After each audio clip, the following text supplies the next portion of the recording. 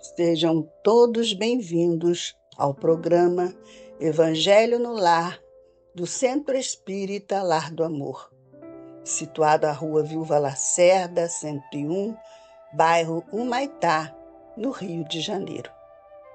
Você pode acompanhar a transmissão do nosso Evangelho pelos grupos de WhatsApp, no YouTube, no Instagram e no site do Lar do Amor.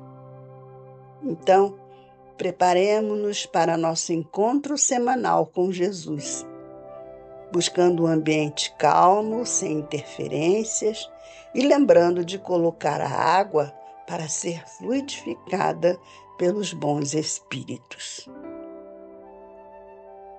Roguemos ao Senhor Jesus que nos auxilie em nossa caminhada em sua direção. Ajuda-nos, Mestre, a seguir os teus passos. Leitura preparatória do livro da Esperança, Emmanuel Francisco Cândido Xavier. A lição 8, Instituto de Tratamento. Atingido o plano espiritual depois da morte, sentimentos indefiníveis nos senhoreiam o coração.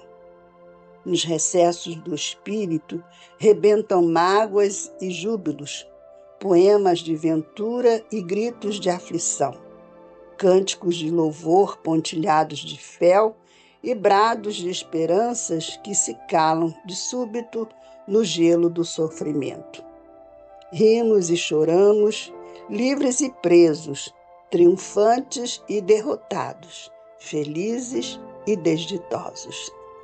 Bênçãos de alegria que nos clareiam pequeninas vitórias alcançadas desaparecem de pronto no fundo tenebroso das quedas que nos marcaram a vida.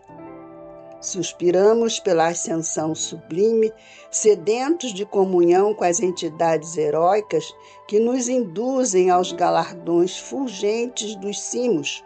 Todavia, trazemos o desencanto das aves cativas e mutiladas.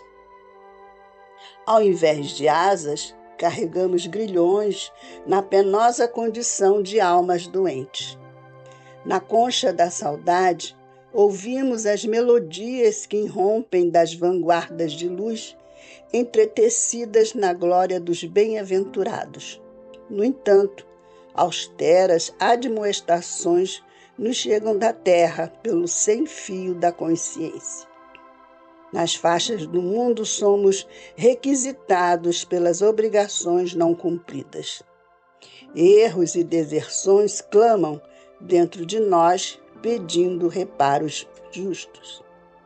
Longe das esferas superiores que ainda não merecemos e distanciado das regiões positivamente inferiores em que nossas modestas aquisições evolutivas encontraram início, concede-nos então a providência divina, o refúgio do lar, entre as sombras da terra e as rutilâncias do céu, por um instituto de tratamento em que se nos efetive a necessária restauração. É assim que, reencarnados em nova armadura física, reencontramos perseguidores e adversários, credores e cúmplices do pretérito, na forma de parentes e companheiros para o resgate de velhas contas. Nesse cadinho esfervilhante de responsabilidades e inquietações, afetos renovados nos chamam ao reconforto, enquanto que aversões redivivas nos pedem esquecimento. À vista disso, no mundo, por mais atormentado nos seja um ninho familiar, abracemos nele a escola bendita do reajuste, onde temporariamente exercemos o ofício da redenção. Conquanto crucificados em suplícios anônimos, atados a postes de sacrifícios ou semi-asfixiados no pranto desconhecido das grandes humilhações, saibamos sustentar-lhe a estrutura moral, entendendo e servindo, mesmo à custa de lágrimas, porque é no lar que esteja ele pendurado na crista de arranha-céus, ou na chouça tosca de zinco, que as leis da vida nos oferecem as ferramentas de amor e da dor para a construção e reconstrução do próprio destino, entregando-nos de berço em berço ao carinho de Deus que verte inefável pelo colo das mães. Eis a nossa leitura preparatória. O nosso evangelho da semana de hoje, é do capítulo 4. Ninguém poderá ver o reino de Deus se não nascer de novo. A reencarnação fortalece os laços de família, ao passo que a unicidade da existência os rompe. Isso é o item 18. Vou fazer a leitura.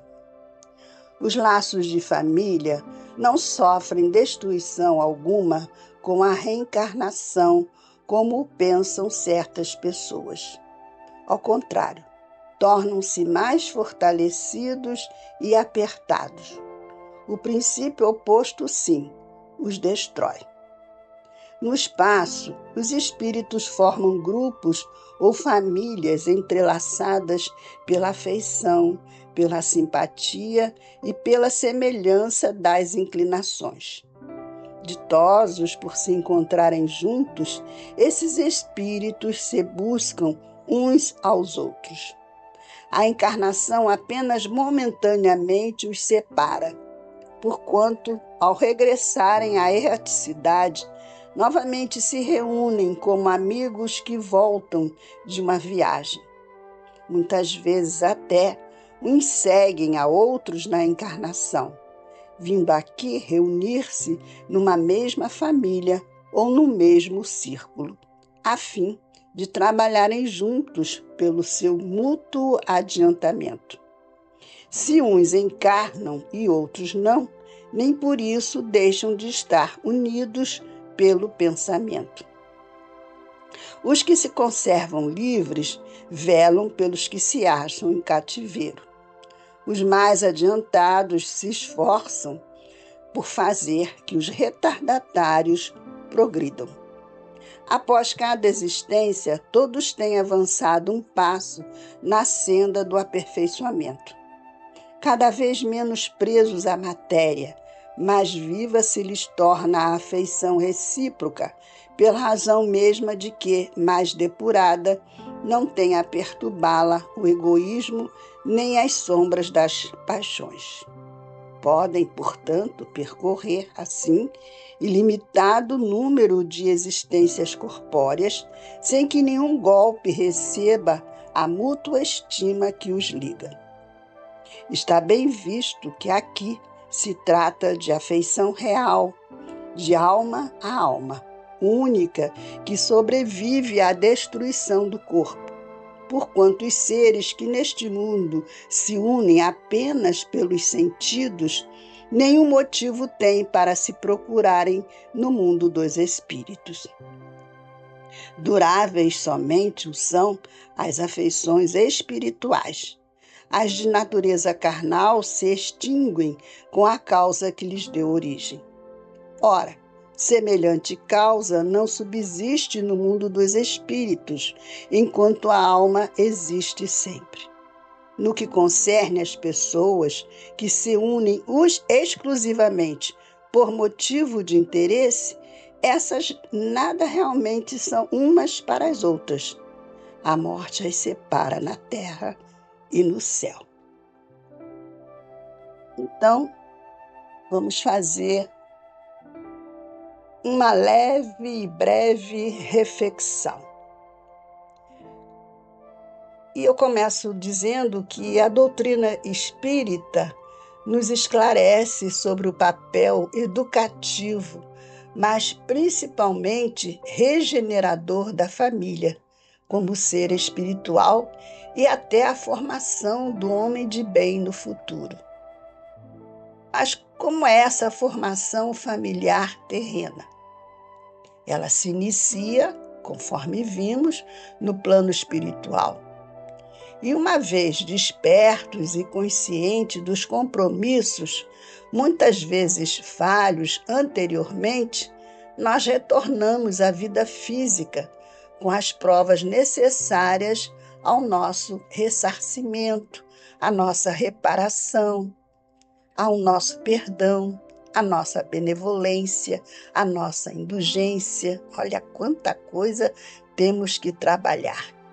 E onde encontraremos almas simpáticas ou não, almas adversárias que nos auxiliarão em nossa senda evolutiva, no mesmo ambiente familiar, através da reencarnação. Os parentes difíceis não são obstáculos. Logo, os conflitos, as tensões, as dificuldades familiares do dia a dia. Somos espíritos em evolução, cada um com diversas e diferentes encarnações, reencarnações. Logo, bagagens espirituais diferentes, que na convivência familiar poderão trazer instabilidade ou estabilidade, harmonia ou desarmonia, paz ou não, naquele seio familiar, unidos pelos laços de família, mas unidos principalmente pelas experiências do ontem, conforme vimos na leitura preparatória. Eis porque Emmanuel, como ouvimos, se refere aos laços de família como um instituto de tratamento. Sim, uma família é um instituto de tratamento. Estamos todos sendo tratados. E Neio Lúcio também nos auxilia no seu livro Jesus no Lar, na lição número 1, ele ensina que, abro aspas, o lar é um curso ligeiro para a fraternidade que desfrutaremos na vida eterna. Sofrimentos e conflitos naturais em círculo são lições. Fecho aspas. Logo, todas as experiências, a gente deduz, do dia a dia no lar, são um rico e profundo material para a conquista de valores mais avançados. E o primeiro passo é cada um de nós que estamos procurando praticar a doutrina espírita, nos conhecer, olhar para nós. Como? Desenvolvendo, trabalhando em nós gestos simples, cortesia, alegria, bom ânimo, coragem, bondade, gratidão, paciência. O famoso BIP, benevolência, indulgência e perdão, tão esquecido por a grande maioria de nós. E principalmente baseado nos conceitos espíritas de compreender, apreender, viver em família, apertando laços de afeto, com paciência, compreensão, para vencermos na luta doméstica. Então, que possamos prosseguir com bom ânimo, coragem, fé e esperança. E que a família seja uma família preparadora para o futuro homem de bem. Muita paz, muita luz, que o Senhor Jesus seja conosco no nosso dia a dia familiar, orientando-nos, acalmando-nos, apacentando-nos, e que Jesus seja presente em todos os lares.